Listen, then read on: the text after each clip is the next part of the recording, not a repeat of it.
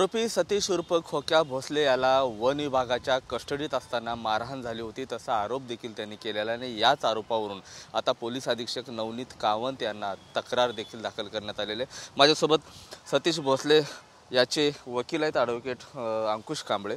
काय तक्रार नेमकी दिली तुम्ही पोलीस अधीक्षकांना आज? सतीश भोसले यांना जी मारहाण झाली होती त्या संदर्भामध्ये आम्ही अधीक्षक साहेबांना कायदेशीर तक्रार दिलेली आहे।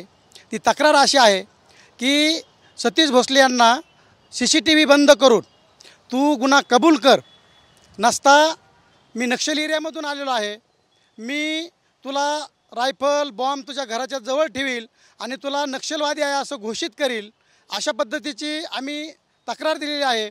आणि हे जे पीडित कुटुंब आहे, सतीश भोसलेचे वडील, सतीश भोसलेची बायको, भाऊ यांना मी आरोपी करील आणि त्यांच्यापासून वन विभागाच्या अधिकाऱ्यांपासून सतीश भोसले यांच्या कुटुंबाला धोका आहे, त्यांच्या जीवाला धोका आहे आणि आम्हाला पोलीस संरक्षण देण्यात यावं, अशा पद्धतीची आम्ही या तक्रारीमध्ये मागणी केली आहे। तर ज्यावेळेस तुम्ही कोर्टापुढे हे सगळं मांडलं, कोर्टाने नेमकी काय भूमिका याबाबत घेतली? कोर्टाने या बाबतीमध्ये जी भूमिका घेतली तर ती भूमिका अशी फिक्स, म्हणजे आमची तक्रार घेणं अपेक्षित होतं त्यांनी, परंतु तशी त्यांनी कायदेशीर तक्रार त्यांनी न्यायालयाने आमची घेतली नसल्यामुळे आम्हाला SP साहेबांना तक्रार द्यावी लागली। आता नवनीत कावंत यांच्याशी तुम्ही भेटलाय, संवाद साधलाय, काय नेमका संवाद झालेला आहे? काही आश्वासन वगैरे दिलं त्यांनी? नाही, साहेबांची आणखीन काही भेट नाही झाली। आता मी भेटणार आहे साहेबांना सविस्तर आणि साहेबांना भेटून त्यांच्यावरती कार्यवाही लवकरात लवकर करा अशी मी त्यांना कळकळीची विनंती करणार आहे।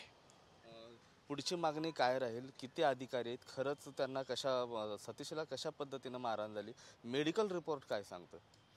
सतीश यांना जी मारहाण झाली ती CCTV बंद करून मारहाण केलेली आहे आणि मेडिकल रिपोर्ट जो आहे, जो डॉक्टर आहे रायमोचे डॉक्टर, माझ्या माहितीप्रमाणे त्यांनी कुणाच्या तरी दबावाखाली रिपोर्ट नील दिलेला आहे। आता पुढचं पाऊल काय राहणार आहे? जर तक्रार दाखल झाली नाही तर पुढे काय कराल?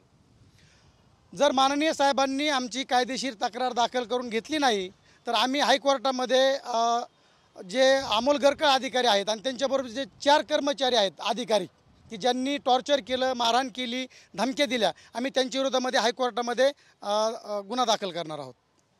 नक्कीच जर अमोल गरकळ आणि इतर अधिकाऱ्यावर जर गुन्हा दाखल नाही करून घेतला तर आम्ही हायकोर्टात जाऊन न्याय मागू, दाद मागू, अशी भूमिका जी आहे सतीश खोक्या भोसले जो आरोपी आहे त्याच्या वकिलाची आहे, ॲडव्होकेट अंकुश कांबळे यांची आहे। कॅमेरा पर्सन आप्पासाहेब मोहरकरसह मी महेंद्र कुमार मुधोळकर, TV9 मराठी, बीड।